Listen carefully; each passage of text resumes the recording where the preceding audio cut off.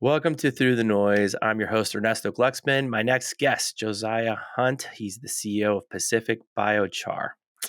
Biochar, what is biochar? It's a carbon sequestration product that can actually be used by farmers and maybe concrete and maybe other applications. Let's get on with the show.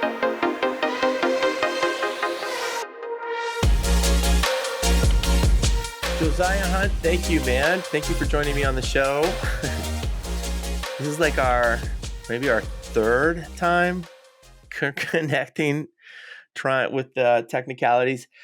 You're the CEO of Pacific Biochar, and you've been at this business for what, 14 years? That's a long time. So I've got to ask this question because right from the start, when you sit down for dinner with someone that doesn't know you at all, and they're like, hey, what do you do for a living? Where do you start? Like, what do you bring up? So I run a company that does carbon removal. We do carbon dioxide removal and storage. Awesome. It's a climate change mitigation company, and we work and we work with biomass and agriculture to do that. Oh, how do you do that with biomass? Right, that would be the next question Yes, at dinner. exactly. Well, and I've learned a lot because you usually, like, before I would say, oh, I do biochar, and they're like, well, what the heck is that? I found it more useful now to start at the why. The why part. So we're a climate change mitigation company, and how we achieve that is through biochar production and application. So biomass captures carbon from the atmosphere, and then we take waste biomass and transform it in a thermochemical process called pyrolysis.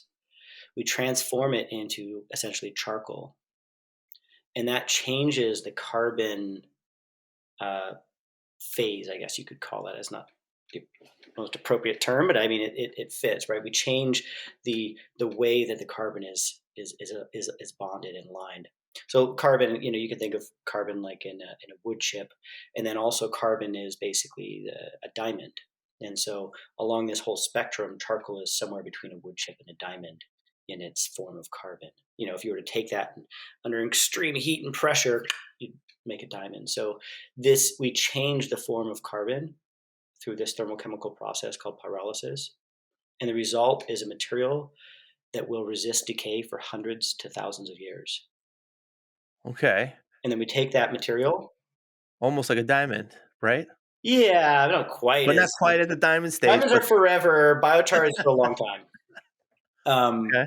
And then we take this recalcitrant carbon and we bury it in the soil.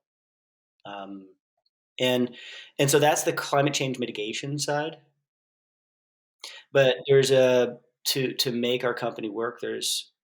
We're really an ag company. A lot of what we do is logistics and agriculture.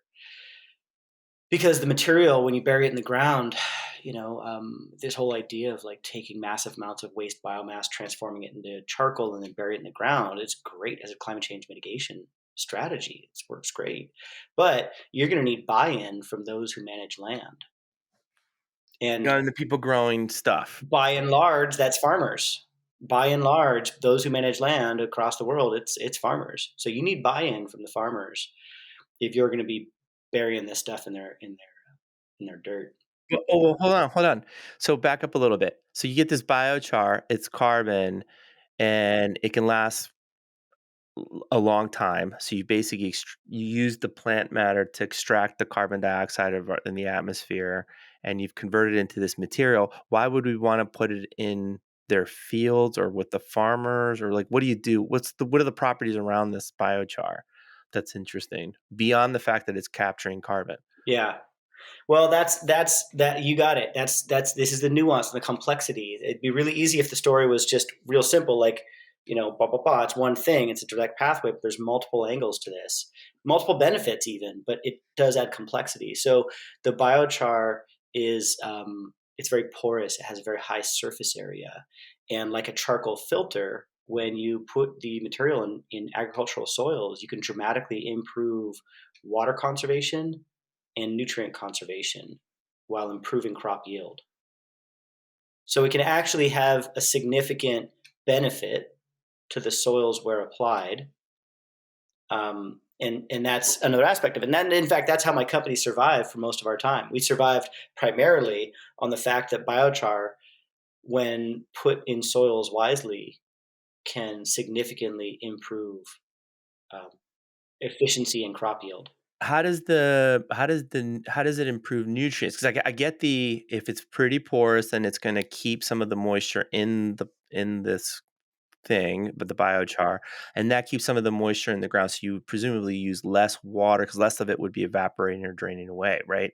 But how does the nutrient part fit in? Like, how does it help nutrient reapply or reconstitute, or does it just keep nutrients from being extracted too fast? Like, Yeah, what's well, like a filter, it can capture nutrients, even against a gradient, right? So let's say in the water, the parts per million, you got nitrogen at like um, 10 parts per billion or something. I don't know. And and then that nitrogen can bond to the biochar surface, but because the biochar surface is kind of adhesive in a way, it's sticky. Yeah, there's a lot of physical terms for this, but like it has a sticky nature to it. It will capture and hold that nitrogen, and so then the biochar itself might accumulate so much nitrogen that it's now up to maybe 1,000 parts per million. But whereas the water that it's pulling nitrogen from is a significantly lower parts per million, right? So it's got an ability to pull and hold things against a gradient. That's why it's used as a filter material, like in your Brita water filter. Your Brita, your Brita or whatever brand you're using, water filter is using primarily a charcoal material, an activated carbon, a charcoal material that is capturing chlorine and other things from your water, even against a gradient, and clean water out the other side. Right. So that's the holding part. Now, the nice thing about it is that the biochar is holding on to the nitrogen and phosphorus and other things in a manner that's sticky enough to help it reduce the amount that could be leached away in the water column or volatilized off into the atmosphere, but loose enough that microbes and plant life can still pluck it off and utilize it for plant growth. got it? Oh, so instead of just dropping nitrogen on your fields because you need that the fertilizer stuff, you sort of put some of this biochar in there, and it'll help retain it instead of just get washed away at the next rain or at the next watering, right? Yeah, so unlike a fertilizer, it's more like an infrastructure investment than a so one way to think about it would be nitrogen is like putting gas in your car. You know, biochar would be like improving your catalytic converter, or maybe improving the efficiency of your motor, or improving the aerodynamics of your car, so that the gas that you put in there gets you farther. So it doesn't it's not an actual fertilizer in itself, but it increases the efficiency of the fertilizers that you add. So, and if you're increasing the efficiency, then maybe you need less of it when you're putting it in, and of course, it's a cost reduction because now fertilizers are expensive, right? So that sounds like a winning product, right, for farmers to consider. Yes. So, how has business been? I mean, give us a point of view from like when you started this 14 years ago. Why How did you get into this line of work? Like, how did you get into this? Um, well, when I was 19, um, and just starting around to goof around in the ideas of maybe doing a college career, I I learned a lot about the planet, about the environment that we live in, and became aware of climate change and of the way the system works on a large scale, of ecosystems. And man, it was a big aha. It's like, man, we are absolutely screwed if we don't start doing something different here. And so it kind of slowly became clear to me that this is my life goal. I want to help save the planet and get paid for it. Like, I'm going to make a career out of saving the planet. Like, that's in my college uh, work. I'm going to try and figure out how I can do the best to help save this planet and make a career out of that. And so in doing that, I studied a lot of agriculture, and biology is an area that seems to come more naturally to me than others. Art and music, I love that and enjoy it, but I'm just not good enough to really feasibly think I could have a useful career in that, especially in a way that would help save the planet. But I did find that understanding biological systems was something that I could grasp and um, could have impact. That if I learned enough about this, that maybe I could help have an impact. So it was already baked into your effort. You were looking. I mean, it's kind of interesting. Like when I hear a college age student think about like what's the biggest problem they could make an impact towards, and then dedicate their lives towards that. I mean, was it the fear of like, man, if we're not doing this right, there's a lot of short term thinking around agriculture, not long term thinking, working with you know the the mother nature and as we have to grow like in the process of growing food, right? Like, did you have some just natural inclination towards that, or just simply the fear of like, well, no one else is doing it, so I better get into this fight to start addressing it? Well, so there's two parts of what you're saying there that I think resonate with me, and one is this question of fear. What drives fear, or I would say the alternative is love. And I find that sometimes fear is a driver for me, but it's a short-lived fuel. It can be like a quick burst, like, oh man, I'm scared, I better get something done. But it's not sustaining, and it's hard to maintain persistence year after year based on fear. It burns you out pretty quick. But I have found that the most powerful fuel for me to keep going is love. Love of the planet that we have, love of the future that I hope to enjoy, love of my family and my friends and my children. And I know that sounds like really sappy, but in a really powerful way, I find that my love for the things that I enjoy and would like to continue is a much more powerful fuel to help me keep going, um, than is fear. So that's an aspect, and that helped drive me through this process. And I think it's a valuable thing for people, especially on the beginning of this venture. Find something that will sustain you, and just consider what I said. I personally found love to be a more um, useful fuel.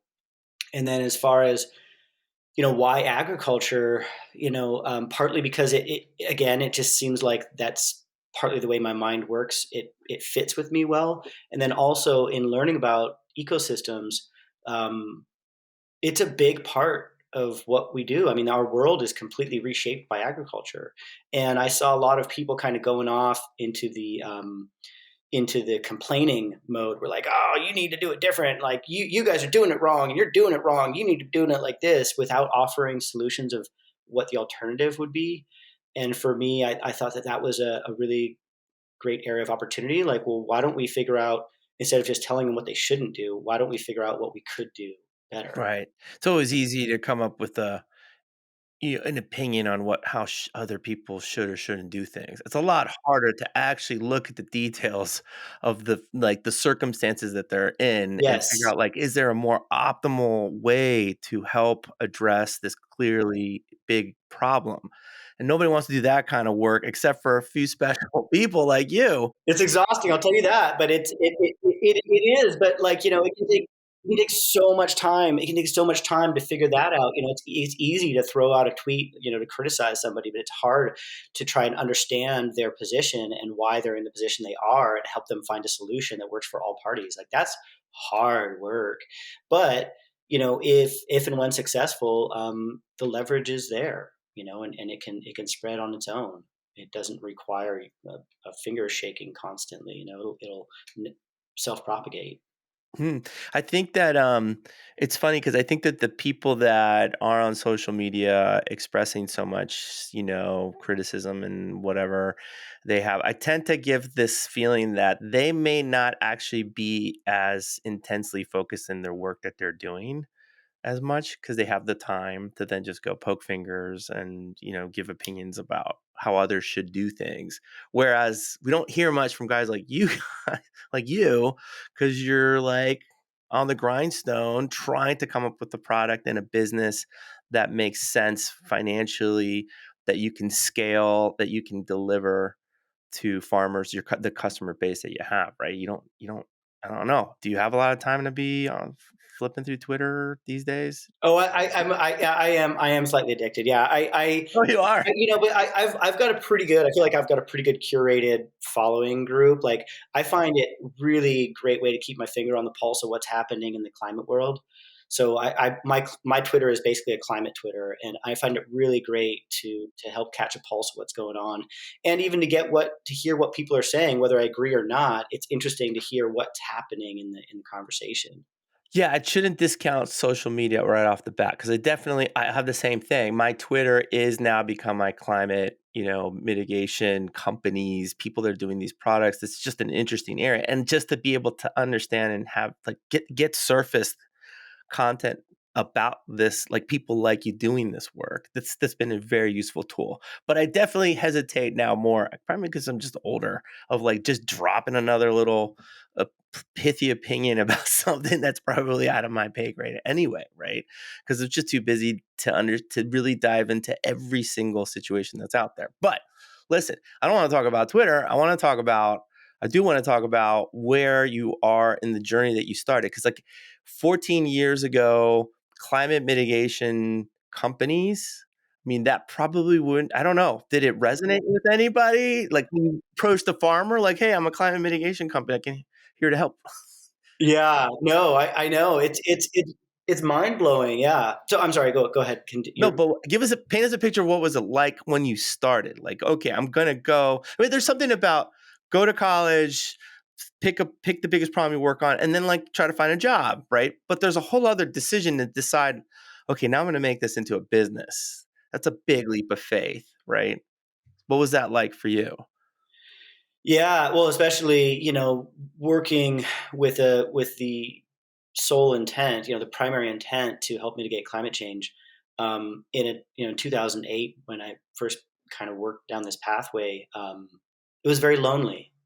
It was pretty out there, and so um, I had to, from 2008 till 2020, my company survived without any revenue from climate change mitigation efforts. Like, so we were sequestering carbon, but that's not what paid the bills. What paid the bills is whether we could make a crop yield improve or not. We were selling biochar purely based on its ability to help farmers grow crops and earn a profit. And so that's how we had to survive for that whole time. And it was funny because in many times we felt like we were kind of subversively saving the planet, because a lot of the farmer folks that I'd be working with, if we would tell them, hey, our goal here is to help save the planet, they're like, hey, I don't want to, my I'm having trouble surviving already. Like, I don't need to try and help you, and your plan is help save the planet. I'm just trying to grow crops here. I got to keep my head down and feed my family and help put food on the table. And so it was really weird. It was a strange existence for a long time, where where a lot of the mission was to help mitigate climate change, but the survival was based um, on our sales and agriculture.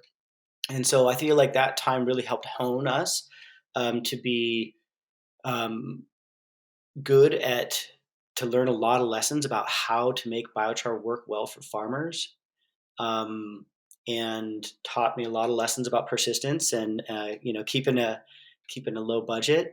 Um, and then the real breakthrough was around 2020, when we were able to register one of our production facilities for carbon credits. And so we actually registered the first biochar carbon credits in North America at a facility that we operate here in California, where we take woody residue, forest biomass residue, much of it from high fire hazard areas, and transform that into biochar in an energy positive manner, and then deliver that biochar into farmlands. And we got that whole process. Got the whole life cycle analysis and got everything approved on that, and got carbon credits registered. And that was a big breakthrough, because now we can get actual revenue for the carbon credits that we're generating, which means that instead of this pathetically small kind of survival based company, we now have pathways to potentially grow to significant amounts of carbon removal. Is it and then okay, I gotta explore that because that's a long road, right? From 2008 on your own, right? I mean, did you have investors or was it just all out of, sweat equity and out of pocket? No, it was sweat equity out of pocket. Yeah. And so, but part of it, I'm just trying to think back what it was like in 2008, and I'm not like an expert in agriculture, but I mean, in that era, but it was like, did the need to express, I mean, it makes sense. You go to the farmer and you tell them like this product can reduce your water needs, can improve your soil nutrients, and then they'll probably go back to him like, okay, but you got to prove it to me, right? And so you have to go through some testing and showing and education. But in another sense, the carbon credit markets didn't they weren't r- they were like conceptually, they were like some places had this stuff, but it wasn't as robust as it is today, right? Like as the sort of this growth. I mean, why did it take this long for you guys to be the first biochar to get accredited for carbon? It has probably a lot to do with the fact that the infrastructure, the organizations that do the accredit, that they weren't ready, right, to figure out what to do, right? Yeah, there was quite a few there's quite a few pieces of the puzzle that had to come into place. Um, and I guess in 2008, I was 28 at the time and still pretty optimistic, and uh, I thought it would be happening a lot faster. I thought that we'd be moving along, that collectively the major nations and organizations of the world would collectively decide, like, hey, it's time for action. Let's do something. You know, and I thought that was just around the corner. I did not anticipate it would take as long of a path as it has. Um, had I known at the time, would I've continued? I'm not sure, but you know, hey, hindsight's 2020. Well, hey, I mean, that's probably why it's the best time to start a business when you're like 28. I started about 27. Like if I knew what I how much hard work it would take to get to where I am today, I don't know that I would have decided. I probably maybe not, you know? Yeah, Like every entrepreneur's journey is like that. It's like there's these peaks and valleys, and the valleys can be pretty low. When you have to go to market and realize, oh, I have to educate the market. They're not ready for me. Oh, I can't get all of these missing pieces, right? So I think it speaks to your tenacity, right, to stick it out. But part of it is probably just not being naive about like how hard can this really be, right? yeah. Well, and also, I mean, some of what at the time I thought was a burden, actually, kind of in hindsight, actually turned out to be a little bit of a blessing. Is that we didn't get much investment, or really any. I mean, I invested in my own company, but there was in 2018 a $75,000 super duper angel investment that really kind of helped. That was a really critical moment to help us keep going. But other than that, that's it. And that was actually somewhat helpful because our company was able to stay very nimble and not get too locked into particular projects or technologies. We were able to remain kind of open and nimble and agile to move it around as needed, and not overburdened by debt or expectations. So that was very helpful. But I think right now I'm really excited about the world that we live in now, because I really kind of look at that era before carbon credits. It's like a BCAD kind of thing. There's like before carbon credits, and then after carbon credits. And so now it's an entirely different world now. Like, now it's really exciting. I have different frustrations now, but it's really exciting to be in a world where the carbon that we can remove can actually get accounted for and rewarded. Quantified, and you provide an actual monetary value associated with it. Yeah, and there's a whole landscape now of people willing and ready to work there, to actually reward that with financial reward, to buy those credits.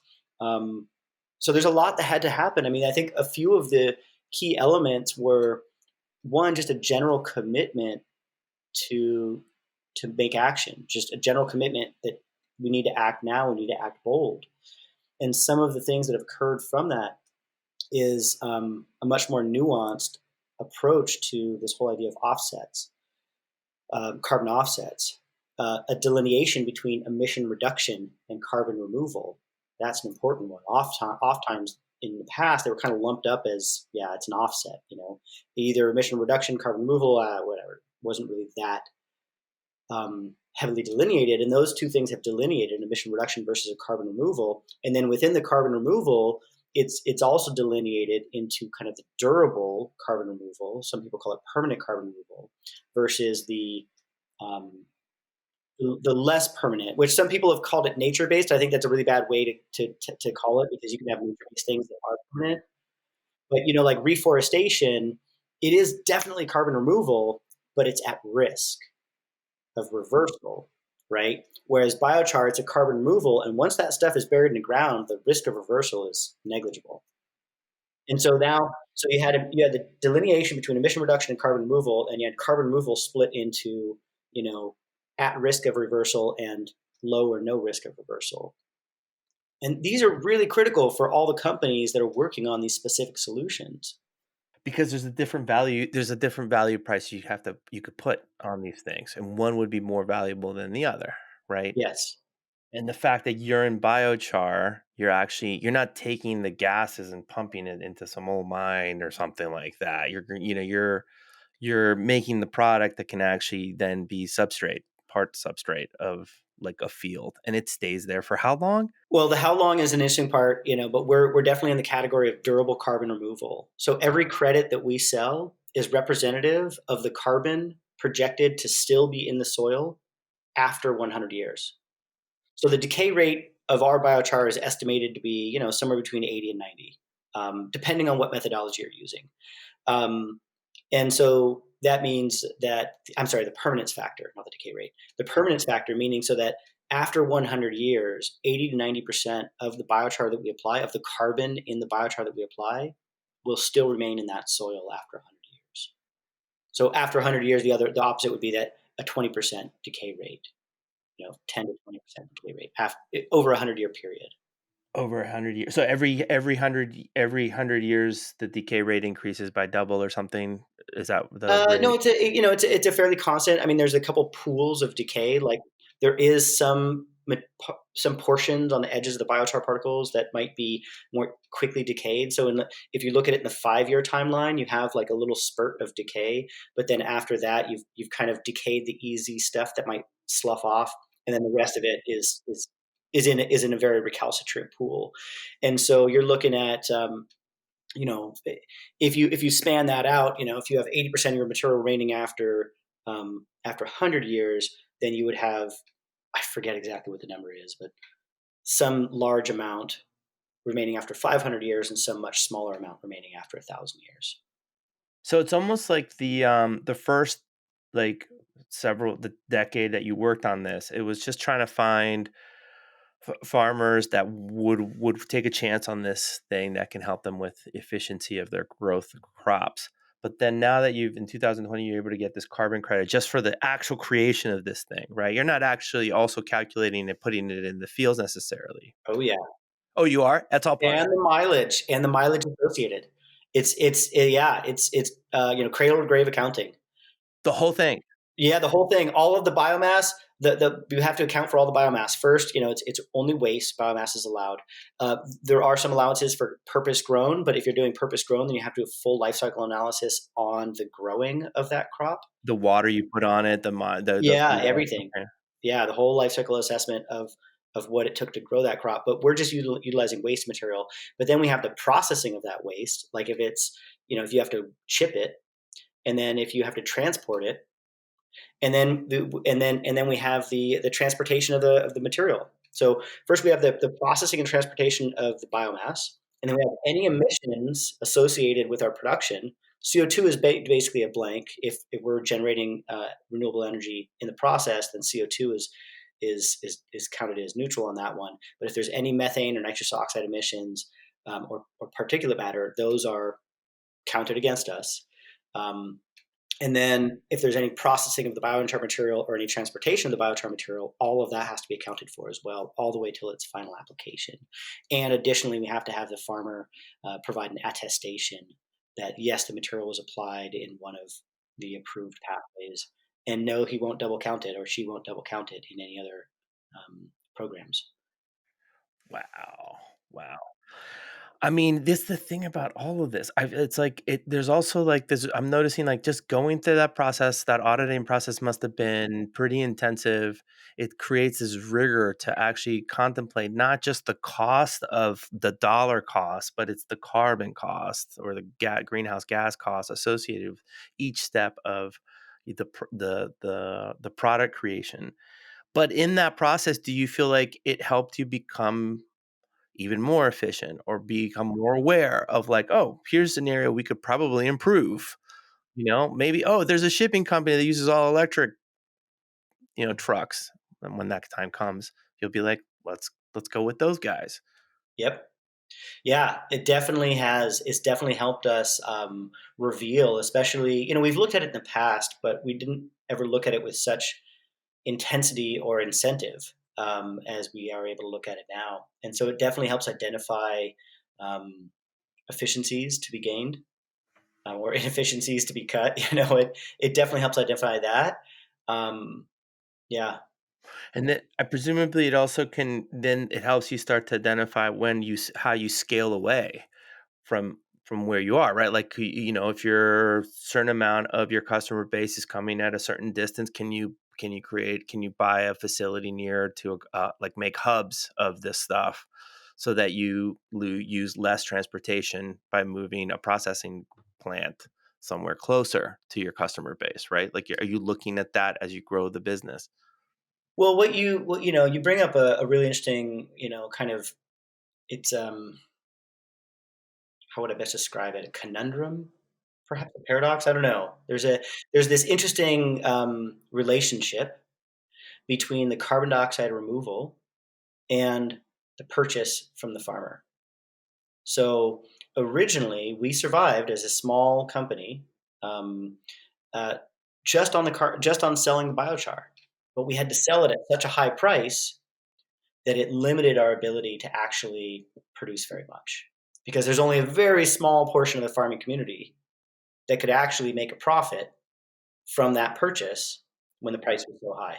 Okay. So if we can bring that price down, then we get a larger proportion of the farming community.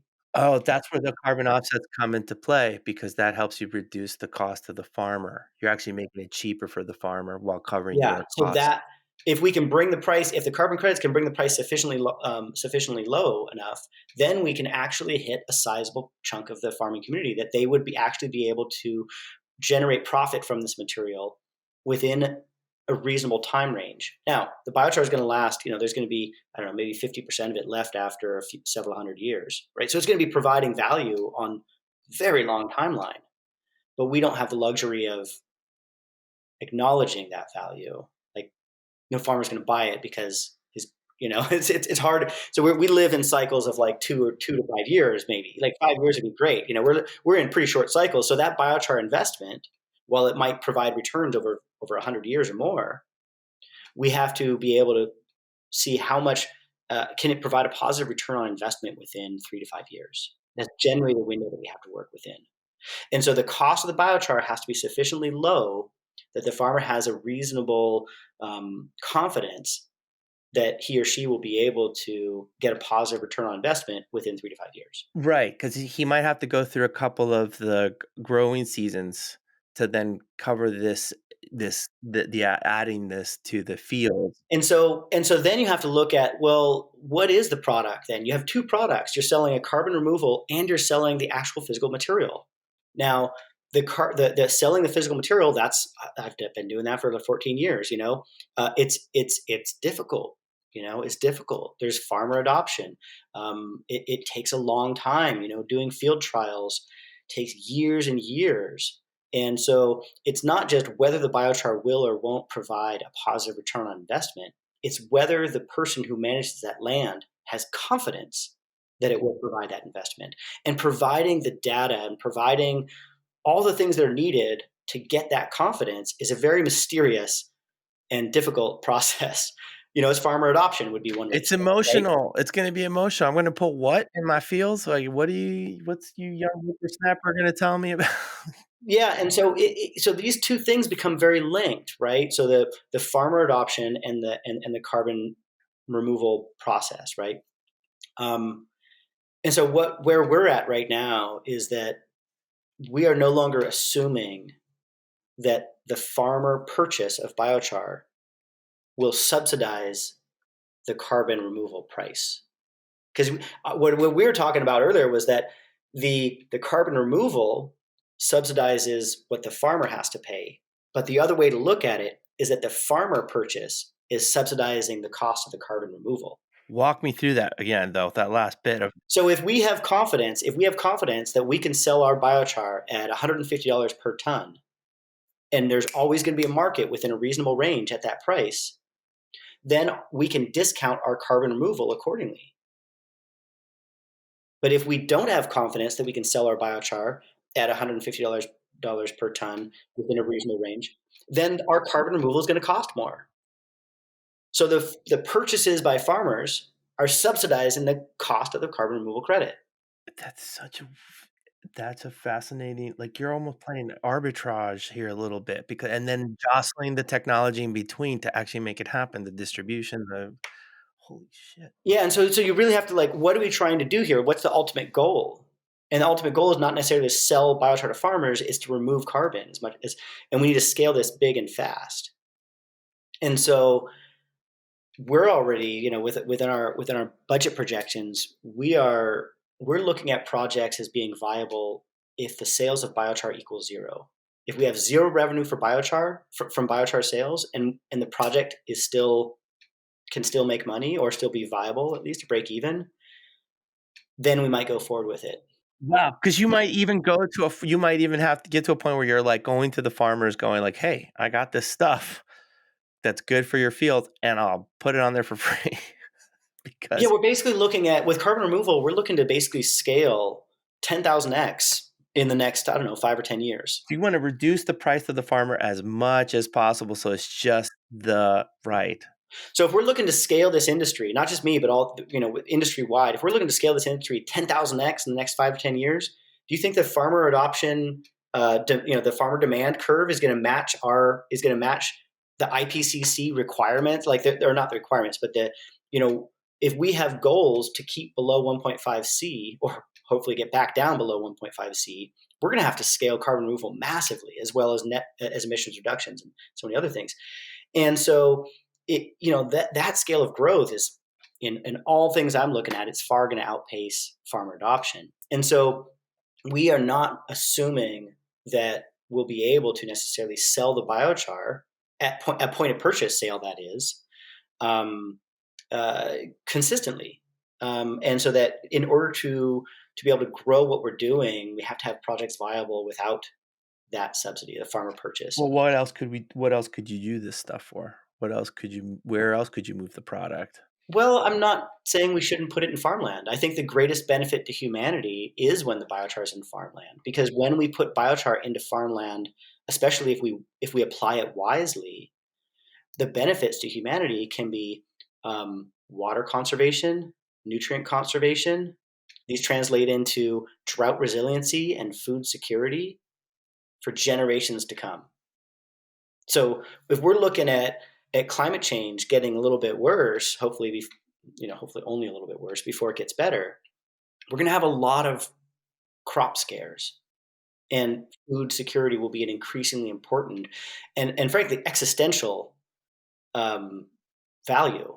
And so if you model the intrinsic value of a biochar application, it can be huge. If you look at the potential crop yield, water conservation, food security values of biochar in soil, it can provide huge returns, especially if we're applying it where it's needed the most. And so I'm not saying that we shouldn't apply it to the soil. I'm just saying I'm not including that as part of our planning. Yeah. So I mean, this is 'Cause something I'm it's really not excited. fast it won't be fast enough. It'll have to you'll maybe it scales up. Maybe it gets people make purchasing just because they saw their neighbor get something, right? There's sort of like word of mouth scale processes here, but I see what you're saying. You're trying to get this down to the point where, like, it's obvious solution. Yeah. So one thing we're doing in that space is we are, I mean, we're in our internally in our company and with a few other nonprofits that we've been talking with, we're working on developing a program for basically a biochar deployment program where the biochar would go out like a grant program, where we would basically, within a region of production, we'd look at within a certain range, where would this biochar have the greatest potential ecological benefit?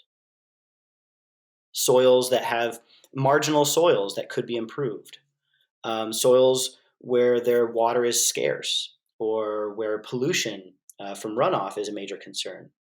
And get really good at trying to determine where the greatest ecological benefit could occur, and then basically grant the biochar to the farming communities within that area. And then those ecological benefits, project the ecological benefits, create a report, and include that as part of the carbon credits, so that whoever is buying our carbon credits has then the assurance or the knowledge or the feel good, whatever, however it turns into value, that not only are we moving carbon, but here's the benefits, not just in some, you know, random story, but in a fashion where we could hopefully get down to the level of being able to quantify some of the ecological benefit outcomes. And I don't believe it's too unreasonable that just like the carbon credit market was, kind of seemed unlikely not too long ago, I wouldn't be surprised if some of these ecological benefits and climate adaptation benefits could potentially be a revenue source that would help align the efforts with the commensurate reward. Where are you looking? Are you looking overseas as part of this? Are you like this is like State Department type level of, exploration, international development kind of opportunities, or just sort of whoever wants to help fund some of these? I'll go there. Thank you for identifying the gaps in our plan. Yeah, no, I have no idea. I just feel like it's the right thing to do, and I see a lot of like um, I see a lot of noise out there that I think people would enjoy. People would respond well if we could develop and execute a program like that. I don't know.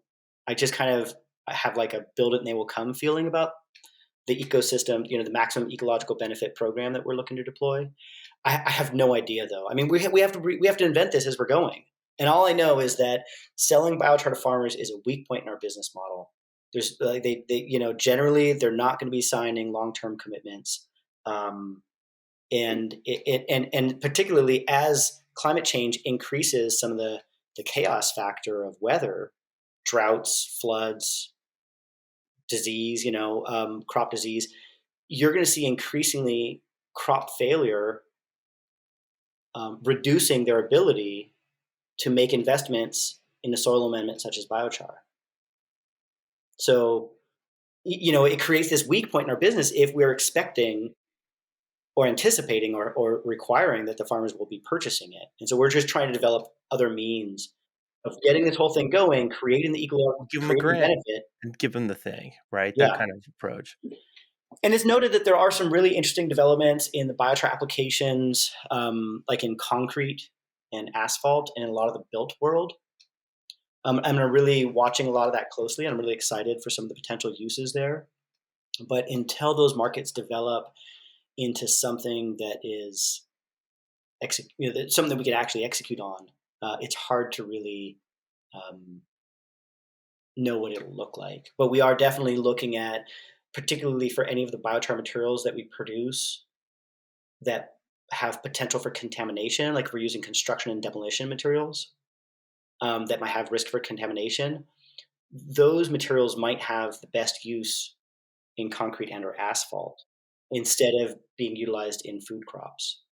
And so we're definitely paying a lot of attention to that field, and it could have huge demand. Like, we're running out of sand, believe it or not. Like, we're building lots of concrete, and we're running out of some of the basic aggregates, or they're becoming more resource And limited. this kind of biomass, sorry, the term here that you do, this pyrolysis. How do you say that? How do you say Pyrolysis, yeah. pyrolysis? Jesus. Pyrolysis, yeah. Pyrolysis.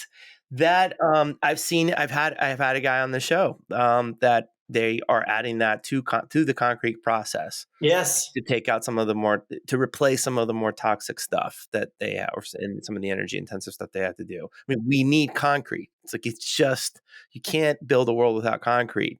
That's just a factor. So to the extent that we can figure out ways to sort of onboard the stuff that you're making into those processes, we should be incentivizing that. I mean, people should be coming to you, Josiah, and be like, "Hey, we'll give you a grant if you can get us some of this biochar to this, facility."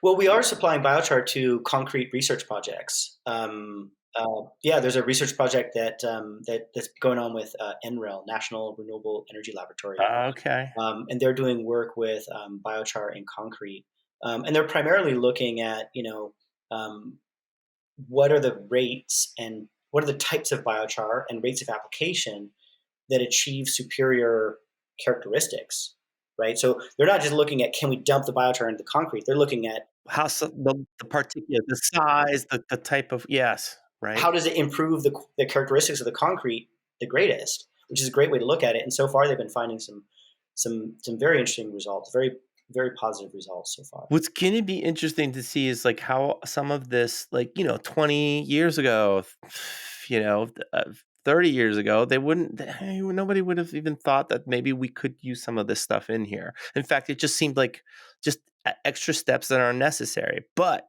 the concrete guy, his name is eluding me right now, but I'll put it in the show notes. He mentions that they have better they can make better concrete blocks from compared to the original stuff. It's stiffer, it's stronger, it's lighter. There's some other factors in there. It's been a while since I taped that show, so I'm probably not remembering exactly the characteristics that he mentioned. But yes, like they're discovering new possible materials by sort of doing this amalgamation of these things that no one would have thought was necessary, or why bother, you know.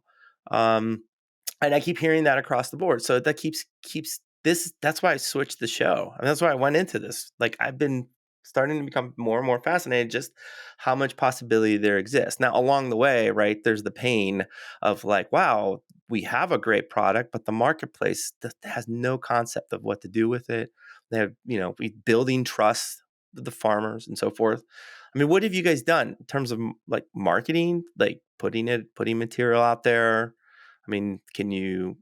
I mean, you're part of a couple of councils, right, for biochar? Yeah, I'm on the United States Biochar Initiative. I'm a board member with the USBI.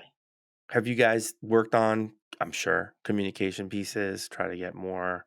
More so now. It was kind of it was a purely volunteer organization until just recently, and now that we've received some funding from the United States Forest Service, who sees biochar as a great way to help manage some of the excess forest biomass waste materials. Um, there's some great marketing efforts being done by USBI right now that's helping for sure. Um, yeah. I mean, look, part of it is just business is just luck at trying to be at the right time and place to to have the opportunity open itself up. Now, I'm sure for you, you're probably just guess your perspective is that it's not none of it's moving fast enough, right? Like we should be much further along, right? Um, but I think that's the journey that everybody's on. I think everybody's trying to figure out what's happening. How do you keep on with the tenacity to keep plodding through this? Because I'm sure if I started my business at 27, I know I had like several inflection points where I thought to myself, what am I doing? Why am I doing this? Why am I involved here? Maybe I should close up shop and get just a regular job. It's like the amount of stress and the amount of uncertainty that can go from just starting a business, especially one that you are just capitalizing yourself, right? Not with outside investors. That journey's tough. So, what kept you? What's been your north star through all this? Um, well, like I was saying earlier, I'm really really passionate about trying to leave this place better than I found it. I'm quite a bit scared of the position that we're in, and the damages that we've already baked in. And I have just a profound love for the earth. That, like, we have an amazing, amazing world that we live in. It just it's gosh, I feel already awkward saying it because it just sounds so sappy, but that's part of what helps drive me through when when those moments have gotten just so darn tough, and I'm have no idea how I'm gonna make ends meet, and I keep on driving on. Um, it wasn't necessarily the fear of climate change, more the love of what a freaking awesome place we have here.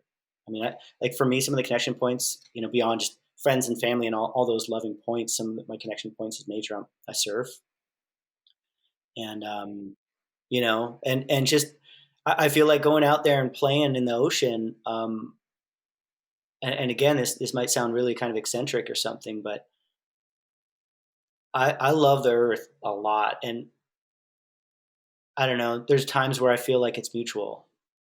I don't know. It gets really weird, but like I hate talking about this stuff because like so much of the work that we need to do is so technical, and like there's like the environmental movement has already got this tag as, oh, you're a bunch of freaking hippies and shit, like but when it really comes down to it, like some of the what we have to do really comes down to um, not just technical but kind of emotional terms. I remember, and I might just be somewhat fabricating the quote, but I remember when when Pope Saint Francis came out with the Laudato Si. Um, gosh, that must have been around 2017, maybe earlier, maybe 2015. Um, anyways, are you familiar with that? What that is? No. The Pope's encyclical, basically about taking care of the earth, and particularly addressing climate change. So during that time, he was talking with a lot of the world's leading scientists and stuff. And it's a brilliant piece of work. If you've never read it, I highly suggest it. I believe he got a master's in chemistry, and so he has a pretty good understanding of technical terms.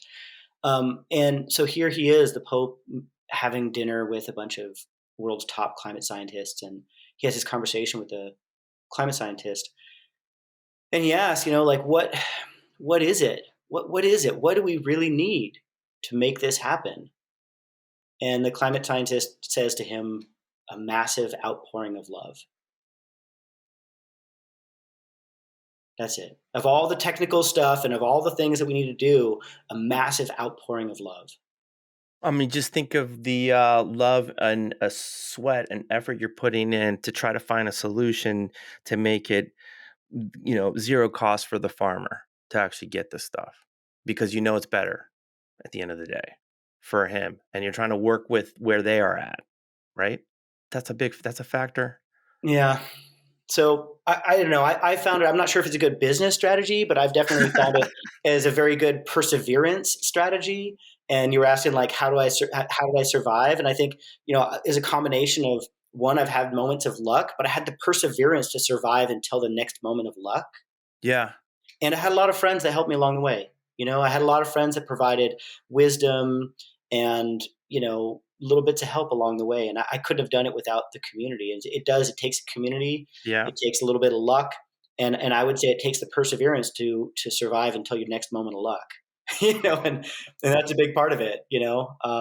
I was lucky enough to have parents that helped me out during the times when I had, when I could barely make ends meet. And if they weren't there to help me make ends meet when I was having trouble on my own, I probably wouldn't be able to be doing this. I'm lucky in that sense to have had that support, which a lot of people don't have.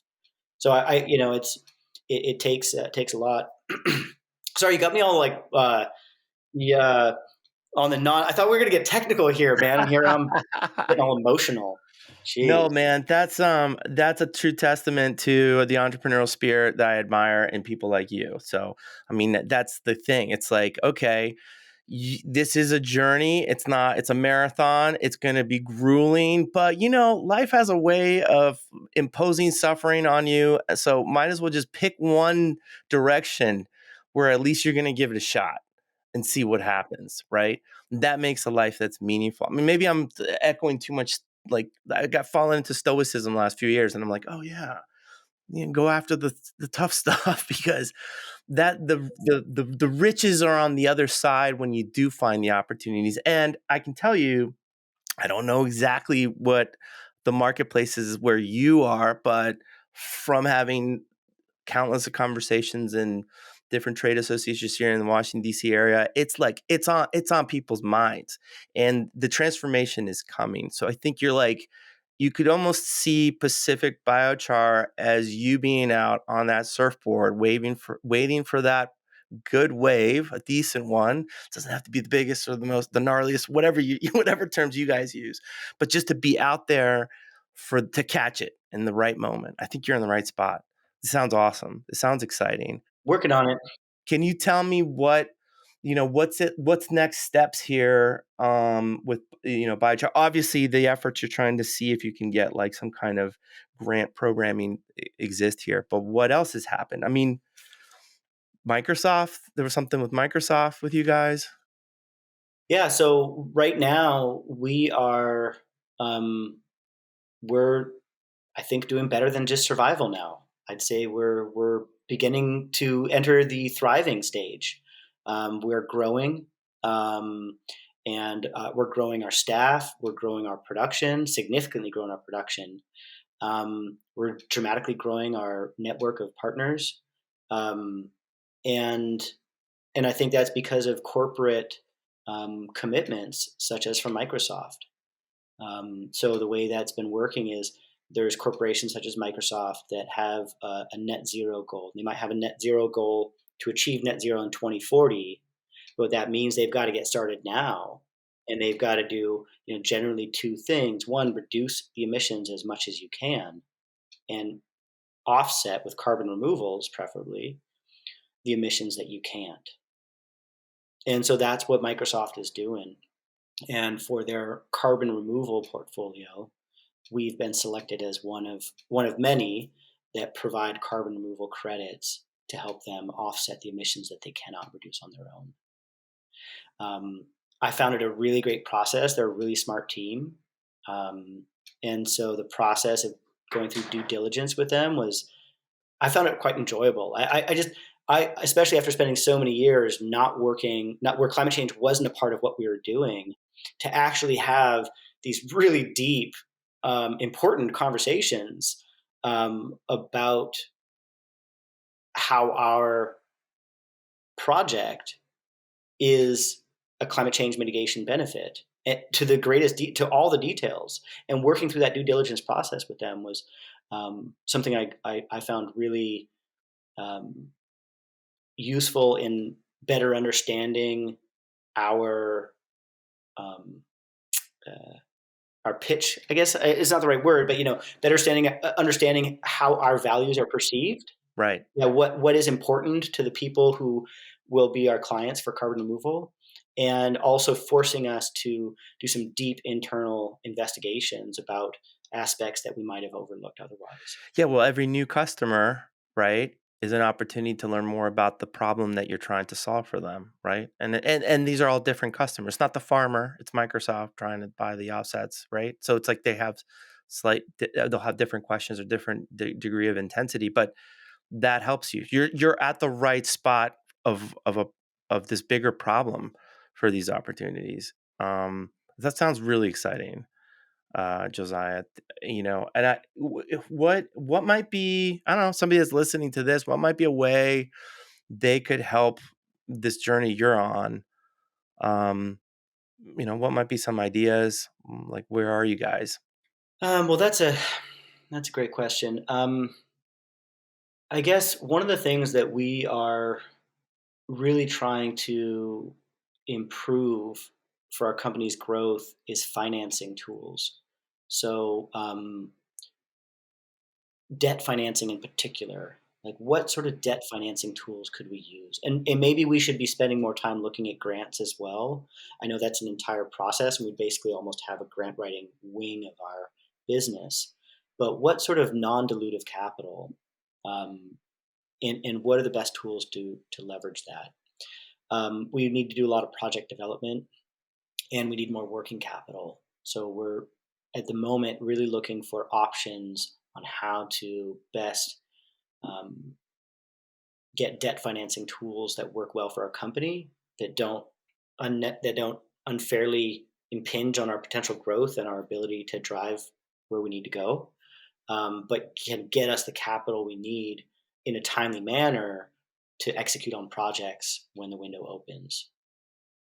That's an area we really, and that's a pretty vague, wide open answer. But I'm kind of imagining that there might be a pretty broad spectrum of folks in your audience that might have ideas in that area. So Yeah, please get in touch, reach out, they could go the website pacificbiochar.com, with anything that might come into play. I mean, you're not your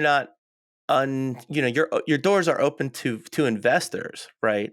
But you have to understand that investing in Pacific Biochar, you're investing on a mission here too. You're not it's not a, quick return, how do I get my 4x back?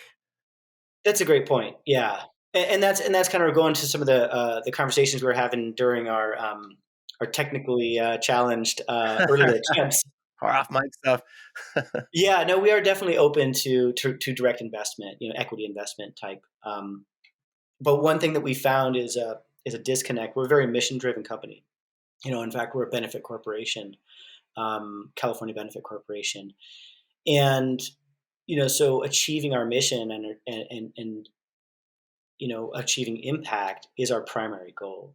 And I think that oftentimes it's very difficult because a lot of investment capital um, has in mind that profit is the primary goal, and there'll be expectations for returns. And oftentimes, we're a company that we're going for 10x and 10x impact and 2x returns. That's kind of what that not specifically, but that's kind of the shape of what we're trying to do here. We're going for 10x impact and 2x returns.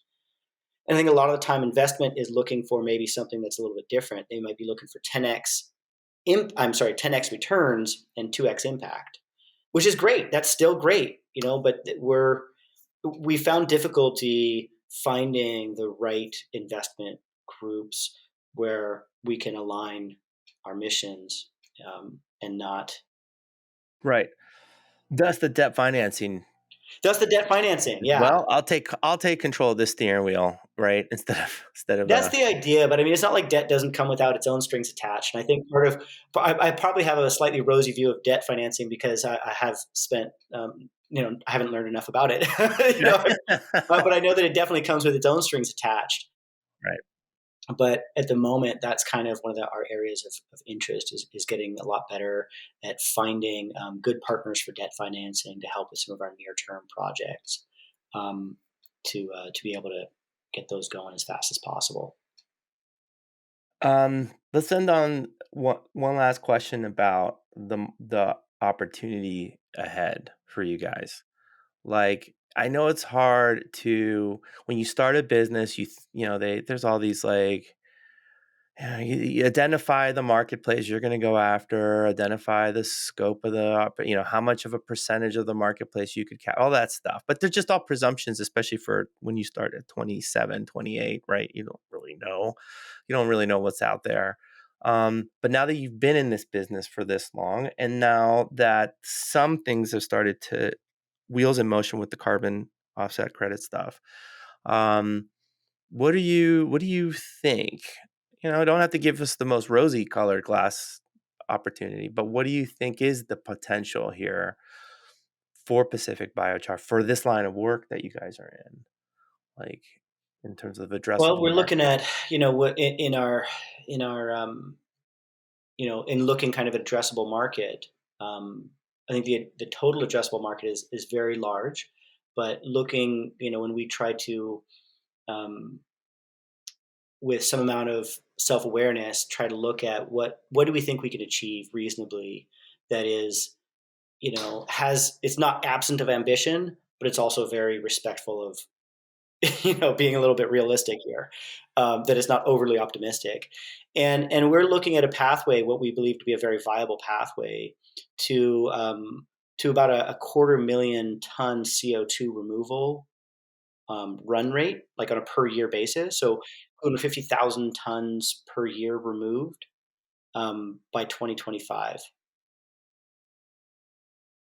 That's kind of a 2025, 2026, depending on but that's kind of the trajectory that we're aiming on of what we believe, and that's not the most ambitious. That's just what we think is viable and within You're our reach. leaving room for pleasant surprises, right? You're leaving room for like, "Oh, it could be more. It could be a lot more," right? But you're just trying to get to, like, what is realistic, right? And that's kind of what we're looking at, and that would be huge. I mean, just put in perspective, that's larger than I believe larger than the entire durable carbon removal market on an annual basis today. How much do they pay carbon per ton today? What was the carbon price for The carbon removal. Oh, I mean, the price per ton. I mean, it's everywhere, buddy. It is all over the place. It is all over the place. But so you have like your emissions reductions and your high risk carbon removals, all the way down in like the $5 range. And generally, you get what you pay for. So I think a lot of the credits that are kind of in that $5 range are questionable. I mean, it's not to say they all are. There really are some actually good ones, and then there's also some complete scams down in Right. that lower range. California cap and trade market is, I believe, trading at somewhere between 15 and 20 right now. I should know that number, but I don't. And then I think in carbon removal, in the durable carbon removal space, the U.S. Is now the um, Fossil Energy and Carbon Management Office. It used to be the Department of Energy, I believe, but now it's the Fossil Energy and Carbon Management, I believe. They put out an Earth shot. They're calling it like a moonshot, but Earth shot. Carbon negative Earth shot, and their goal is to help inject capital in such ways as to get the cost of carbon removal down to 100 by, I believe it was 2030, which kind of gives you a sense of where the cost of durable carbon removal is right now. It's well above 100, and it goes anywhere from there's some going at $1,000 per ton CO2, Wow. and but generally nothing in the durable carbon removal below 100. So this is like 8 figures a year kind of business potential where we are today, and maybe things can go up. Things can go well, as more climate change, volatility, more crop failures, more issues, more problems come into play, the more valuable your product's going to be at some point through all this, right? So it's hard to project really what's it like in it, 5, 10 years from now. But this could be 9 figures, perhaps. Yeah, it's so funny. Like, so the And I EPA know just you don't want published. to tantalize, you don't want to like tease yourself with those ideas, but you're just trying to get like. I'm not. No, I mean, we're just looking at, we're going to charge what we got to charge, and kind of some of the contracts that we're looking right now. We're kind of, we're playing around with the idea of kind of like a profit capping kind of thing, where we give the client that we're looking with, they're going to give us a commitment to purchase, and we're going to give them a commitment to always kind of stay within this profit margin. That if all of a sudden we're able to gain efficiency so much that at 150 we're making like you know, oodles of money, then we would lower the price, and that we can always get more profit by making more by increasing our supply, but that there'd be a little bit of a profit window. And also, if our profitability went below a certain point, that the price would increase to keep us within a range. It's an idea. I don't know how to make that work. It might get really tough, but it's in this whole market. I mean, we're talking about a market that is, we're looking at trillions and trillions of dollars in the carbon markets. And it's just at its infancy. I mean, we can't necessarily apply all of the tools of other markets into this market and expect it to work right. There's going to be new tools because there's paradoxes in this market that need to be dealt with differently. Like, for instance, the social cost of carbon. Right, the EPA just put out a new social cost of carbon. I highly recommend checking that out. It's basically at today's value is $190 per ton CO2. That's the estimated true social cost of carbon at a 2% discount rate. And that price just goes up. If you look at they have a chart and they show that price going between 2022 and 20, I don't know where they stop, 2035 maybe. And the price just goes up and up and up because every year the social cost of carbon is going up, particularly as assuming that we're still emitting. And my understanding from, like, the Microsofts of the world trying to get to net zero and more corporations making these big commitments to do this, there's pent-up demand on, like, actually being able to get enough carbon credits, right? Yes. There is pent-up demand, yes, but it's really funny because they're all almost to the T, they're all looking for the opposite. They are like, "Yeah, you can, charge us a high price now, but you better show us how your price declines over time." So all of them want us to sign a contract that has a declining price and everyone seems to be infatuated with $100 per ton CO2. So pretty much everyone's looking for us to give a chart that starts somewhere above 100 and then finishes at 100 after some amount of time. Whereas when we look at like the social cost of carbon, it's the reverse. It's going up and up and up. You haven't even factored the you're saying to not even factor the social cost of carbon. Yeah. So I think that, and that's one of these difficult market development things that makes it tricky because how do we navigate that? We want to sign these long term contracts because we need that kind of thing to get the financing and get the commitments and build our company. But at the same time, is that going to put us in a really really odd position when those two things go totally opposite directions? And what's that going to look like in 5 years? Maybe you sign year-long contracts and you stagger it in so that you are giving them a plan for in batches. Like, all right, we won't take it all. We'll take this amount that will lock in, but you're presumably going to keep growing operations, right? That's the idea. And as we grow operations, we have definite pathways to improve efficiency. Um, But at the same time, I mean, gosh, you saw the price of metal, or I mean, just the price of many things during COVID. You had a supply chain uh, obstruction or shock, and all of a sudden, the price of especially like equipment. So you need some fancy equipment, which we're going to need a lot of, and metal. The price of metal, it went up a lot, and even finding labor. So all of these things, which we don't have a lot of control of, the more that climate chaos increases, the more chaos level that increases with climate change, the more disruptions we're going to have, which can inject a lot of additional costs in parts and labor that are very, very difficult to anticipate. Right. Uncertainty. Of course, Microsoft wants to create certainty for themselves. So that's why they're applying that pressure. Can you get a decreasing price point? Like, I can understand it, but you're not helping. You're not in the right. It gets really tricky. I mean, because we're kind of like providing a social good, right? And so, but at the same time, the best way to do that is within markets, and there's just these really interesting nuances that come up with how to Well, the navigate. markets are just figuring out how to price all this stuff, and there's confusing indicators, the contradictory indicators of to like what people would want really or what needs to be priced. And I'm sure from your perspective, it's not priced sufficiently to move enough of this stuff, right?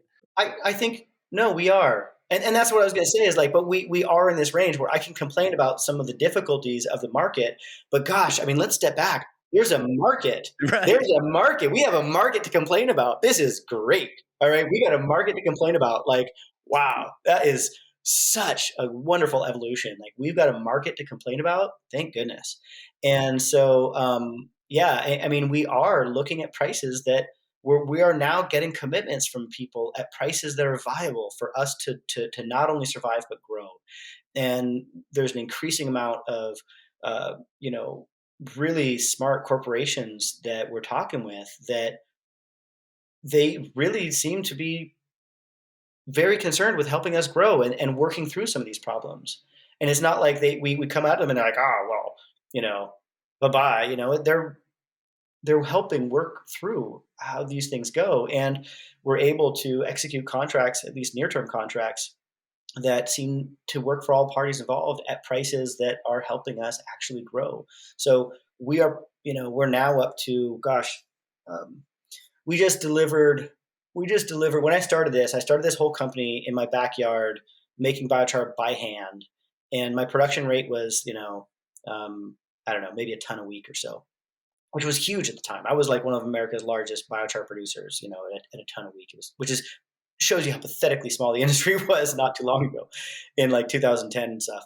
And now we just finished delivering 2,000 tons of biochar to a single project, it would have taken me 50 years, back when I was producing at home.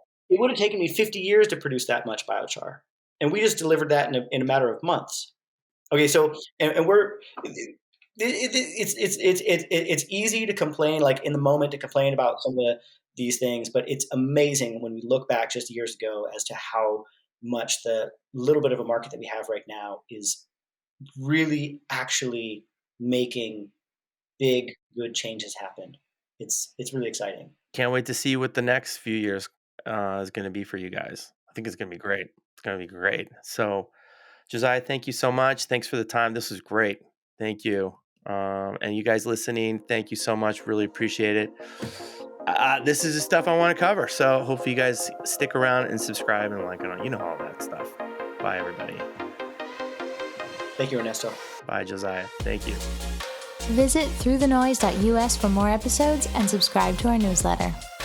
This show is produced by Through the Noise Consulting, uniting external communications and internal IT functions to ensure data and privacy are protected while creating innovative communications platforms. Want to start your own podcast? We can help. Visit getthroughthenoise.com to learn more.